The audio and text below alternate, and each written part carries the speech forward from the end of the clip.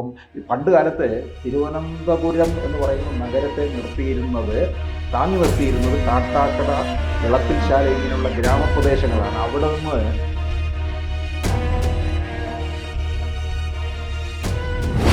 2008 മണ്ഡല പുനർനിർണയത്തെ തുടർന്ന് മലയൻകീഴ്, പള്ളിച്ചൽ പഞ്ചായത്തുകൾ ഉൾപ്പെടുത്തി 2011 നിലവിൽ വന്ന നിയമസഭാ മണ്ഡലമാണ് കാട്ടാക്കട.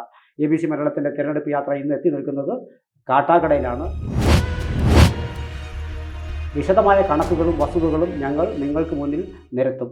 2016 2021 നിയമസഭാ കണക്കുകളിൽ വിവിധ മുന്നണികൾക്ക് ലഭിച്ച വോട്ട് ശതമാനവും 2019 2024 ലോക്സഭാ തെരഞ്ഞെടുപ്പുകളുടെ ഫലവും, ഒപ്പം ഏറ്റവും ഒടുവിൽ ലോക്കൽ ബോഡി ഇലക്ഷൻസിൽ ലഭിച്ച വോട്ട് വിഹിതങ്ങളും ഞങ്ങൾ വിശദമായി തന്നെ നിങ്ങൾക്ക് മുന്നിൽ അവതരിപ്പിക്കും.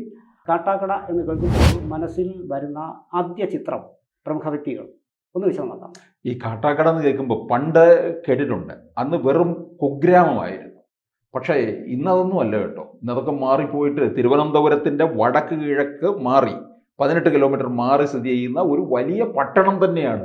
മലയോര മേഖലയാണെങ്കിൽ പോലും ഇന്ന് കാട്ടാക്കടയിൽ നിന്ന് ഏതാണ്ട് മറ്റ് പ്രധാനപ്പെട്ട സ്ഥലങ്ങളിലേക്കൊക്കെ ദീർഘദൂര ബസ് സർവീസ് ഉണ്ട്. എറണാകുളത്തേക്ക്, മൂഴിയാറിലേക്ക് ഇങ്ങനെ പോവുകയാണ് എല്ലാ വഴിക്കും.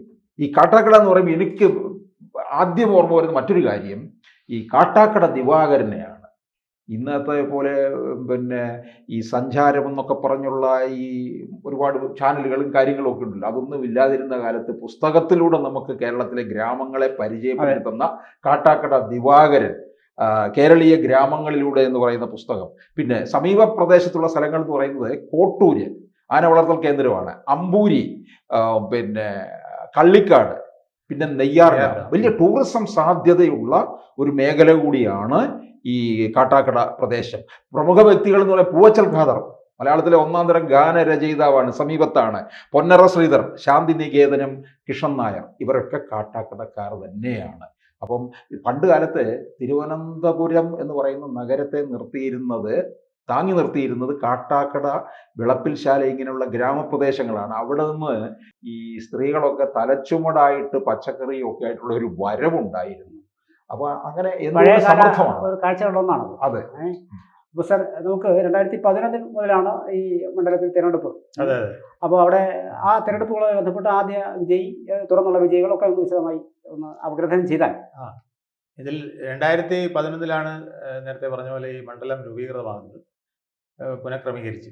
അപ്പോൾ അതിനുശേഷം ശക്തൻ നാടാരാണ് ആദ്യമായിട്ട് കോൺഗ്രസിന് വേണ്ടി മത്സരിച്ച് അവിടെ ജയം നടത്തിയത്. അത് 2011 അദ്ദേഹത്തിന് 52,366 വോട്ടും തൊട്ടടുത്ത എതിരാളിയായ ME ജയദാലിക്ക് 39,452 വോട്ടും ആണ് ലഭിച്ചത്.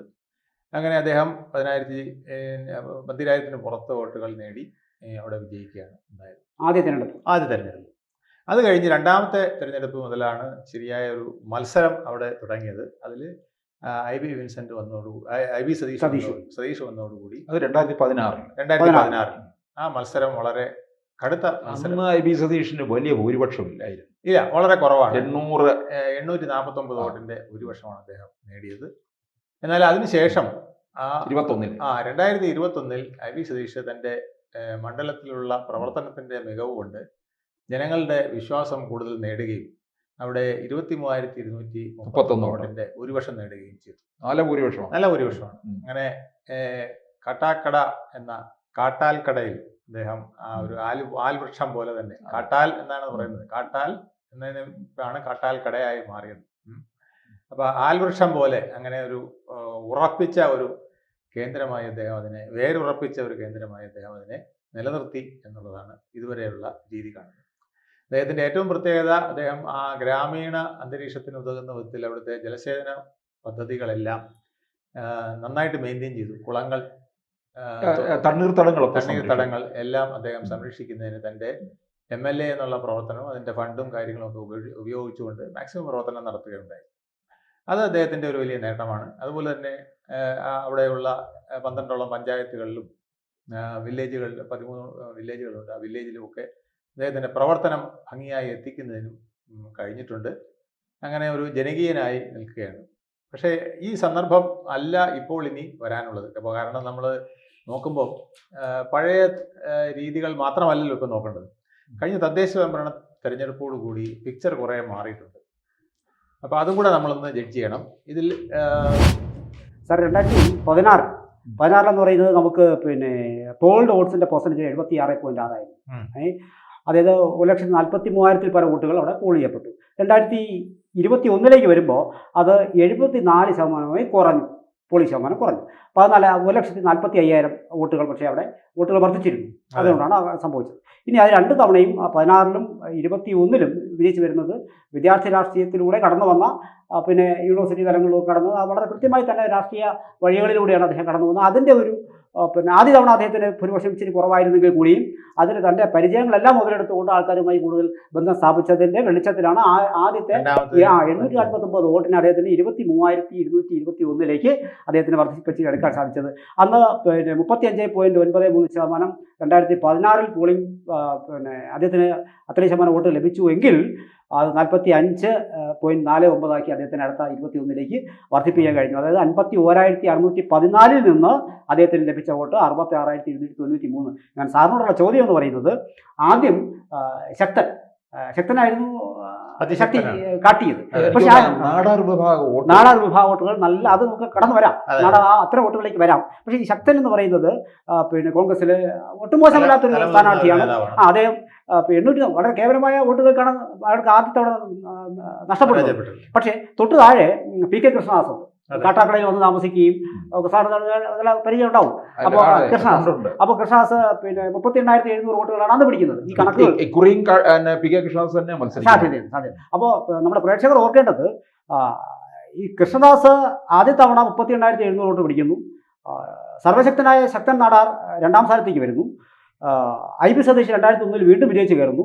അവിടെ രണ്ടാമത് ശക്തൻ അല്ല, മലയൻകീഴ് വേണുഗോപാൽ എന്ന് പറയുന്ന സ്ഥാനാർത്ഥിയായി വരുന്നത്. അവിടെ 43,000 പേർ വോട്ടുകൾ അദ്ദേഹത്തിന് നേടാൻ കഴിഞ്ഞുള്ളൂ. വീണ്ടും കൃഷ്ണദാസ് വരുന്നു. 38,000 വോട്ടെന്ന് പറയുന്നത് 36,642 വോട്ട്, ചെറിയ വ്യത്യാസം കുറവാണ് അവിടെ സംഭവിച്ചത്. ഇങ്ങനെ ഈ ഒരു സാഹചര്യത്തിൽ നിന്ന് നമുക്ക് ഉരുത്തിരിഞ്ഞു വരുന്ന ഒരു രാഷ്ട്രീയ സാഹചര്യം അല്ല. ഇപ്പോഴത്തെ രാഷ്ട്രീയ സാഹചര്യം BJPക്ക് തിരുവനന്തപുരത്ത് ഒരു ചെറിയ മുൻതൂക്കം പല മണ്ഡലങ്ങളിലും വന്നിട്ടുണ്ട് എന്ന് കാണാം. കാട്ടാക്കട മൂന്നാമതല്ലേ BJP നിൽക്കുന്നത്? അല്ല, കാട്ടാക്കട അത്ര ഒരു മണ്ഡലമല്ല എങ്കിലും കാട്ടാക്കടയിലും ആ മുന്നേറ്റം നമുക്ക് കാണാൻ കഴിയും എന്നുള്ളതാണ് പ്രത്യേകത. അത് രാജീവ് ചന്ദ്രശേഖർ അവരുടെ സ്റ്റേറ്റ് പ്രസിഡന്റായി വന്നതിന് ശേഷം ഉണ്ടായ ഒരു മാറ്റമാണ്. തദ്ദേശ സ്വയംഭരണ തെരഞ്ഞെടുപ്പിൽ നമ്മൾ നോക്കിക്കഴിഞ്ഞാൽ പല മണ്ഡലങ്ങളിലും BJPയുടെ വോട്ടിംഗ് പെർസെൻറ്റേജ് മാറിയിട്ടുണ്ട്, വോട്ടിൻ്റെ എണ്ണവും മാറിയിട്ടുണ്ട്. ഇപ്പോൾ കാട്ടാക്കടത്തെ ഒരു കണക്കെടുത്ത് കഴിഞ്ഞാൽ നമുക്ക് നോക്കിയാൽ മനസ്സിലാവും.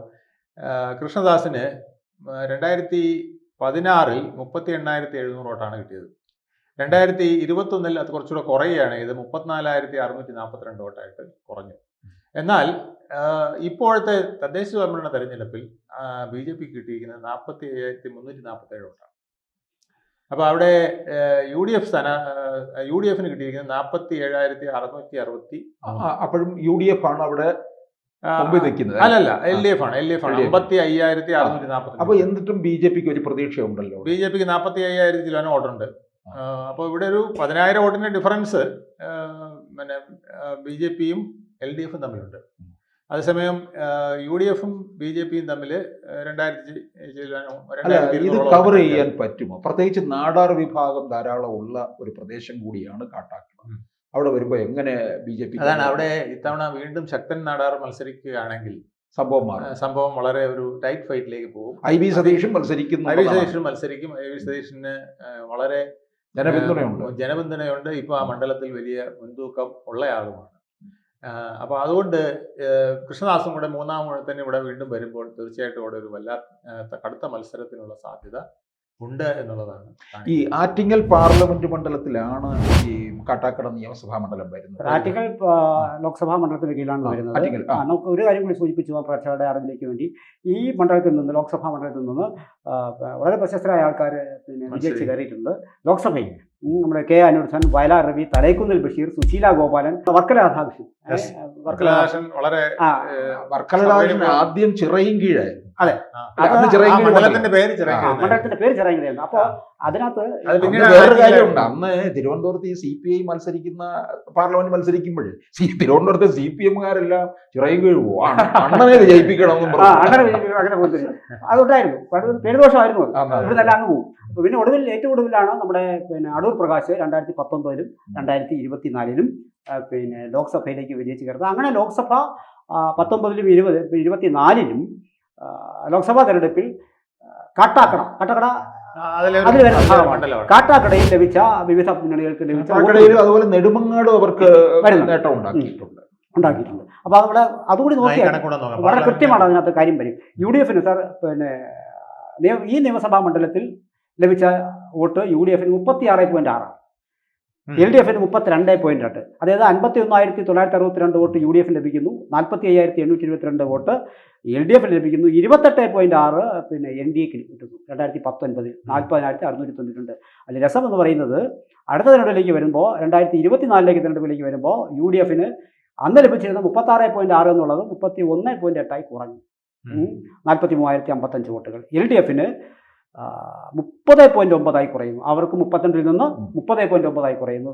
അതേസമയം 28.6 എന്ന ഭാഗത്ത് നിന്ന് NDA 35.4 കയറുകയാണ് ചെയ്യുന്നത്. 47,834 വോട്ടുകളാണ് ലഭിച്ചത്. അവിടെ ശ്രദ്ധിക്കേണ്ടത് നമുക്ക് കാട്ടാക്കടയിൽ നിന്ന് മാറി ആ ഭാഗത്തേക്ക് കൂടി പോകേണ്ടി വരും, പല ഭാഗങ്ങളിലേക്ക് പോകേണ്ടി വരും. അപ്പൊ അത് കൃത്യമായ ഒരു ഇൻഡിക്കേഷനാണ്. അപ്പൊ അങ്ങനെയെങ്കിൽ ഇത് ഇപ്പോഴത്തെ തദ്ദേശ സ്വയംഭരണ തെരഞ്ഞെടുപ്പിൽ ഏതാണ്ട് ഇതേ രീതിയിൽ പാറ്റേൺ മാറിയിട്ടുണ്ട്. അതായത് വെറും 34,642 വോട്ടാണ് 21-ൽ കൃഷ്ണദാസിന് കിട്ടിയെങ്കിൽ ഇപ്പോൾ തദ്ദേശ സ്വയംഭരണ തെരഞ്ഞെടുപ്പ് കഴിഞ്ഞപ്പോൾ 45,372 വോട്ടായി മാറി. അപ്പോൾ അവിടെ 10,000-ത്തിലധികം വോട്ടുകൾ വർദ്ധിച്ചിരിക്കുന്നു എന്നുള്ളതാണ്. എന്നാലും LDF-നേക്കാൾ 10,000 ചില്ലുവാന വോട്ടിന്റെ പിന്നിലാണ് ഇപ്പോൾ BJP അവിടെ നിലകൊള്ളുന്നത്. ഈ IB സതീഷാണ് 2,000 വോട്ടിന്റെ IB സതീഷാണ് മത്സരിക്കുന്നതെങ്കിൽ പോലും ഈ അതിശക്തമായ ഒരു ഭരണവിരുദ്ധ വികാരമുണ്ട്. തിരുവനന്തപുരമാണിത്. തിരുവനന്തപുരത്തിന്റെ സംസ്ഥാനത്തിന്റെ ഭരണം മുഴുവൻ നേരിട്ട് കാണുകയും കേൾക്കുകയും ചെയ്യുന്ന ആൾക്കാരാണ്. അപ്പൊ തിരുവനന്തപുരവും ആണ്, കൊല്ലം ജില്ലയുമാണ് എപ്പോഴും സംസ്ഥാനത്തെ കൊണ്ടുവരുന്നത്, അധികാരത്തിൽ കൊണ്ടുവരുന്നത് ആരാണ് വരേണ്ടതെന്ന് തീർച്ചപ്പെടുത്തുന്നത്. അപ്പൊ IB സതീഷിന് തിരിച്ചടി ഉണ്ടാകുമോ എന്നുള്ളതും IB സതീഷ് തിരിച്ചടി ഉണ്ടാകാതിരിക്കാനായിട്ട് ഒത്തിരി കാര്യങ്ങൾ ഇവിടെ ചെയ്തിട്ടുണ്ട്. ഭരണവിരുദ്ധ വികാരം IB സതീഷിൽ തട്ടി ഛിന്നഭിന്നമായി പോകുന്നതാണ് അവിടുത്തെ പാർട്ടി പ്രവർത്തകർ തന്നെ വിശ്വസിക്കുന്നത്. കാരണം അദ്ദേഹത്തിന്റെ പ്രവർത്തനം അത്ര മികച്ചതായിരുന്നു. പിന്നെ വേറൊരു പ്രധാനപ്പെട്ട കാരണം, ഈ ഭരണവിരുദ്ധ വികാരം തിരുവനന്തപുരത്ത് രണ്ടായി പിളർന്നു പോകുന്നു, ഏതാണ്ട് ഓൾമോസ്റ്റ് ഈക്വൽ ആയിട്ട് പിളർന്നു പോകുന്നു എന്നുള്ളതാണ്. BJP-യിലേക്കും UDF-ലേക്കും പോകുന്നു. അപ്പൊ അതുകൊണ്ടാണ് CPM-ന് ഏതാണ്ട് എല്ലാ സീറ്റുകളും പിടിക്കാവുന്ന ഒരു സന്ദർഭം പോലെ പലപ്പോഴും വരുന്നത്. ഈവൻ തിരുവനന്തപുരം പാർലമെന്റ് നഗരസഭയിൽ പോലും ഇലക്ഷനിൽ അവർക്ക് 30ഓളം സീറ്റുകൾ പിടിക്കാൻ കഴിഞ്ഞത് ഇതുകൊണ്ടാണെന്ന് പരക്കെ അഭിപ്രായം. ഈ സാമുദായിക വോട്ടുകൾ നോക്കിക്കഴിഞ്ഞാൽ അവിടെ ഹൈന്ദവ വോട്ടുകളും പിന്നെ അതുപോലെ തന്നെ മുസ്ലിം വോട്ടുകളും ഉണ്ട്. അതെ, അതില് പിന്നെ ഈ നാടാർ വോട്ടുകൾ എന്ന് പറഞ്ഞാൽ നാടാർ ക്രിസ്ത്യൻ നാടാരും ഉണ്ട്, അതുകൊണ്ട് ഹിന്ദു നാടാരും. അതെ, പക്ഷേ ഈ ശക്തൻ നാടാരെ പോലുള്ളവരൊക്കെ മുഴുവൻ വോട്ടും അവർക്ക് കൊണ്ടുപോകാൻ കഴിയാറുമുണ്ട്. അത് ഈ ശക്തന്റെ ഒരു ശക്തി. അതെ, ചിലയിടത്ത് പണ്ട് നീലലോഹിതദാസൻ നാടാര് തിരുവനന്തപുരത്ത് മത്സരിക്കുമ്പോഴേ കാഞ്ഞിരംകുളം ഭാഗത്ത് നീലലോഹിതദാസൻ നാടാരെ വിജയിപ്പിക്കുക, തിരുവനന്തപുരത്ത് വരുമ്പോൾ നീലലോഹിതദാസിനെ വിജയിപ്പിക്കുക, ഈ തന്ത്രമൊക്കെ അവർ ഉപയോഗിക്കും. അതായത് പണ്ട് കരുണാകരൻ പറയും, തിരുവനന്തപുരത്ത് വിജയിക്കണമെങ്കിൽ നാടാരെയും നായരെ ഒരുപോലെ പിടിക്കണം. എന്തായാലും വളരെ ഈ രാഷ്ട്രീയമായി നല്ല സാമർഥ്യത്തോടെയാണ് കരുക്കൾ നീക്കുന്നത് IB സതീഷ്. അദ്ദേഹത്തിന് പകരക്കാരൻ വരുമോ ഇല്ലയോ നമുക്ക് കാത്തിരുന്ന് കാണേണ്ട കാര്യമാണ്. പക്ഷേ എങ്കിൽ സാർ പല പേരുകളും കേൾക്കുന്നുണ്ട്. ഈക്വലി ഇമ്പോർട്ടൻ്റ് കോമ്പറ്റൻ്റ് ആയ ചില പേരുകളാണ് വരുന്നത്. പക്ഷേ എങ്കിൽ കൂടിയും അതിനെ മറികടക്കാൻ ഒരുപക്ഷെ ഇദ്ദേഹത്തിൻ്റെ പൊതുജനങ്ങളുമായിട്ടുള്ള ആ അടുപ്പം അത് ഒരുപക്ഷെ IB സതീഷിന് തുണയായി മാറിയേക്കാം. ഇനി അവിടെ കാണേണ്ടതെന്ന് പറയുന്നത് ശക്തമായ ഒരു ത്രികോണ മത്സരം കേരളത്തിൽ ഒരുങ്ങുന്നതിൻ്റെ അതിൽ ഒന്ന് ഒരുപക്ഷെ അല്ല, കാട്ടാക്കട തന്നെയായിരിക്കും. വളരെ വീറോടും വാശിയോടുള്ള പോരാട്ടമായിരിക്കാം 2026 കാട്ടാക്കട നമുക്കായി കാത്തു വച്ചിരിക്കുന്നത്. കൂടുതൽ വാർത്തകളും വിശേഷങ്ങളും നിങ്ങളിലേക്ക് എത്താൻ ABC മലയാളം സബ്സ്ക്രൈബ് ചെയ്യുക, ബെൽ ബട്ടണും അമർത്തുക.